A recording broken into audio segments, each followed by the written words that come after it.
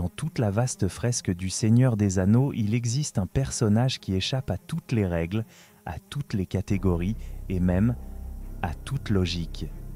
Tom Bombadil, ni elfe, ni homme, ni magicien, et pourtant plus ancien que la plupart des légendes qui courent sur la terre du milieu. Là où d'autres sont obsédés par le pouvoir, l'or ou les anneaux, lui chantent, dansent et semble ignorer la guerre qui ravage le monde. Mais si cette indifférence n'était qu'un masque? Et si, derrière ce sourire tranquille, se cachait la main invisible d'Eru Ilúvatar lui-même? Aujourd'hui, nous allons explorer une théorie qui pourrait changer à jamais votre vision de la saga. Alors, attachez votre cape, rangez votre pipe à herbe, et si vous ne voulez pas vous perdre en chemin comme un hobbit en forêt, abonnez-vous et laissez un like, ça nous évitera d'envoyer Gandalf vous chercher. Ce que nous savons de Tom Bombadil est étonnamment peu et en même temps immensément troublant. Dans Le Seigneur des Anneaux, il apparaît comme par accident au détour d'un chemin boueux, sauvant les hobbits d'un vieil arbre malicieux et plus tard d'un tertre hanté. Il chante, il rit, il semble léger, mais les lignes que Tolkien lui consacre ouvrent sur un abîme de mystère. Car Tom n'est pas un simple habitant excentrique de la vieille forêt. Dans les aventures de Tom Bombadil, recueil de poèmes où Tolkien s'amuse à mettre en scène ce personnage, on découvre qu'il est plus ancien que les étoiles au-dessus d'Arda, plus ancien que les elfes, plus ancien même que Sauron. Lorsqu'il parle de lui-même, Tom se définit comme l'aîné, et il affirme avoir été là avant que la première goutte de pluie ne tombe, avant que la première feuille ne pousse. Ces mots, que beaucoup lisent comme une fantaisie poétique, posent pourtant une question redoutable. De quelle nature faut-il être pour exister avant toute histoire connue? Ce mystère se creuse lorsqu'on observe son rapport à l'anneau unique. Dans la maison de Tom, Frodon lui tend le joyau noir de la volonté de Sauron, l'objet qui corrompt rois et magiciens, qui pousse les plus sages à la folie. Et Bombadil le prend, l'examine, le fait disparaître d'un geste comme s'il s'agissait d'un jouet, avant de le rendre sans même un frisson d'intérêt. Le pouvoir de l'anneau n'a sur lui aucun effet, aucun. Il n'en perçoit ni la menace ni l'attrait. Mieux, il peut le porter à son doigt et reste visible, comme si la magie qui enveloppe Arda n'avait sur lui aucune prise. C'est ici que se joue quelque chose de fondamental. Dans tout l'univers de Tolkien, il n'existe presque aucun être insensible à l'anneau. Même les Maillards, esprits puissants comme Gandalf ou Saruman, en seraient fatalement tentés. Les Valar eux-mêmes, ces seigneurs quasi divins qui façonnèrent le monde sous la volonté d'Eru, ont montré dans le passé qu'ils pouvaient se tromper, se laisser guider par la peur ou l'orgueil.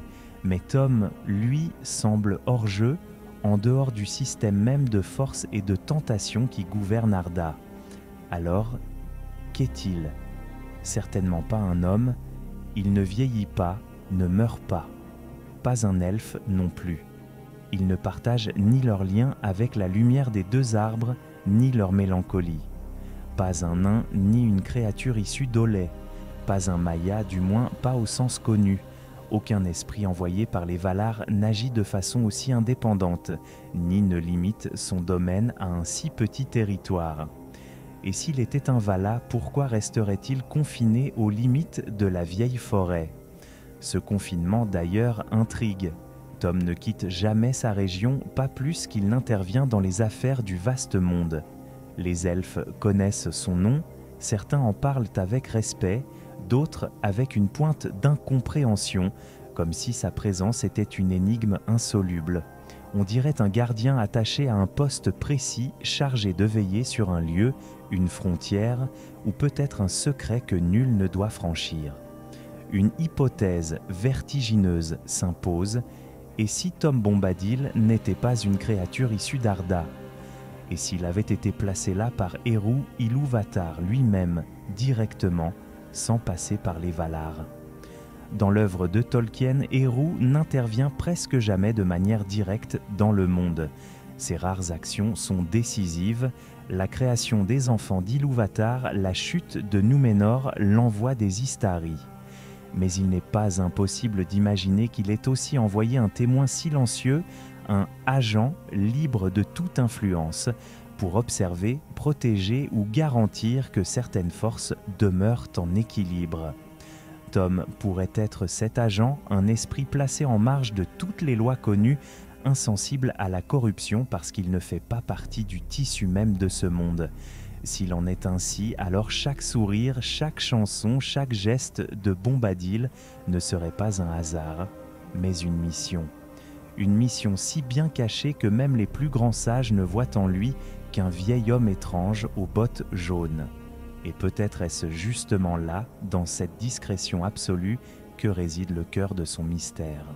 Pour comprendre ce que pourrait être Tom Bombadil, il faut d'abord se pencher sur la manière dont Eru Ilúvatar, le créateur, agit dans l'histoire d'Arda. Dans l'univers de Tolkien, Eru n'intervient presque jamais directement. Il laisse les Valar, ses puissants serviteurs, gouverner et modeler le monde.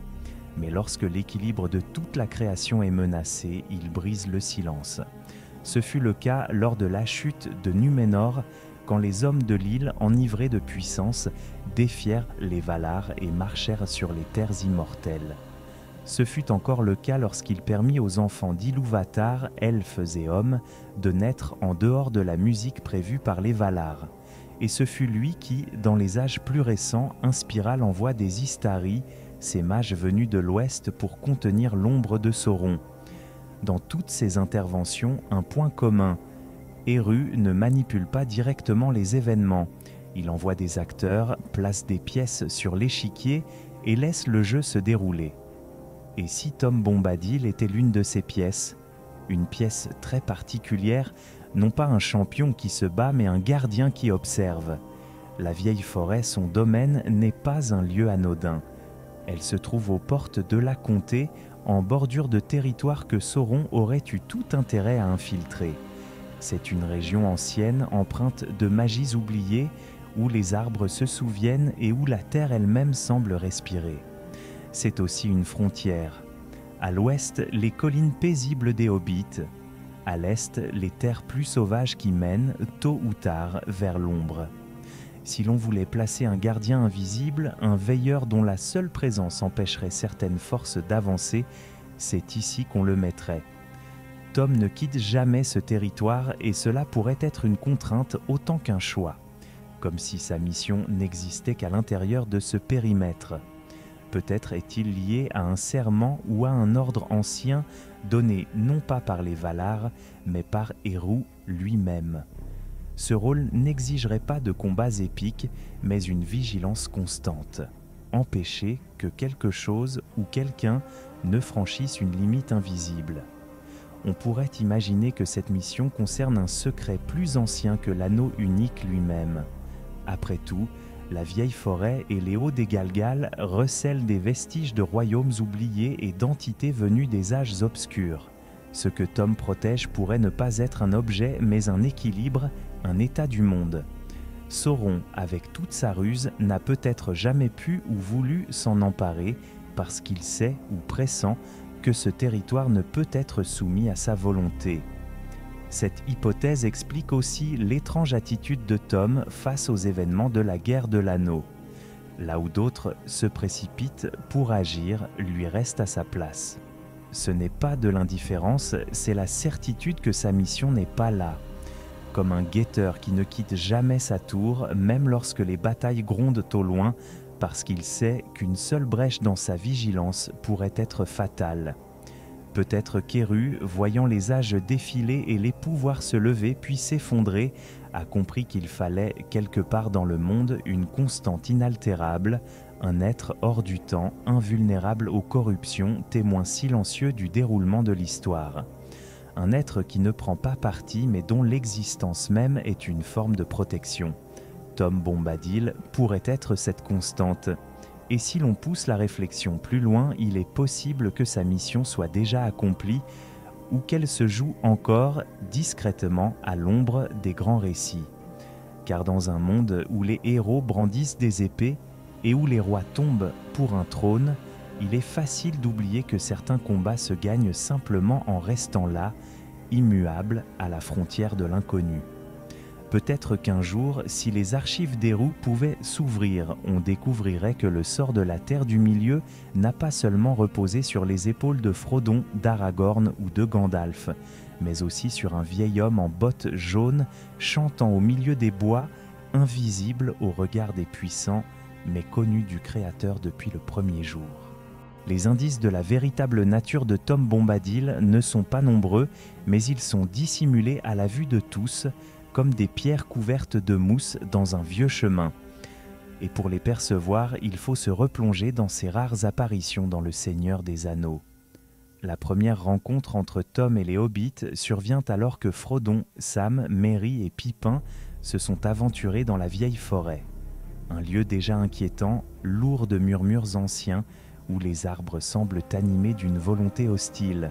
Là, il tombe sur le vieil homme saule, un être à demi végétal, à demi esprit, qui piège Merry et Pippin dans ses racines et menace même Frodon. C'est alors que retentit une voix chantante, incongrue, presque joyeuse. En quelques mots et quelques gestes, Tom met fin au danger. Il n'a pas besoin de brandir une arme ni d'appeler à l'aide. La forêt elle-même semble plier devant lui. Cette autorité silencieuse sur des forces anciennes laisse entrevoir un pouvoir qui dépasse la simple magie. Plus tard, après quelques jours passés sous son toit, les Hobbits reprennent la route pour tomber dans un autre piège, celui des Galgal, tertre funéraire hanté par des esprits maléfiques venus d'un âge oublié.